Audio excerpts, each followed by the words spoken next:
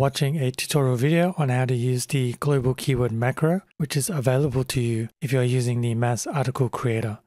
So you have access to 3 macros. The first one is keyword. There's keyword title, which is your keyword in title caps. And there's keyword random, which is selecting a random keyword from your keyword list. So your article keywords, where you place your keywords, this is what SEO Content Machine Next will use when replacing the macros. Now, when it comes to these global keyword macros, you can use them either in your template. So these templates can use macros. Any content insert can use a keyword macro. In this example, you can see my list, and I want every list item to start with my keyword. If I go down to custom content and I edit my custom titles, I can also use my keyword macros here as well.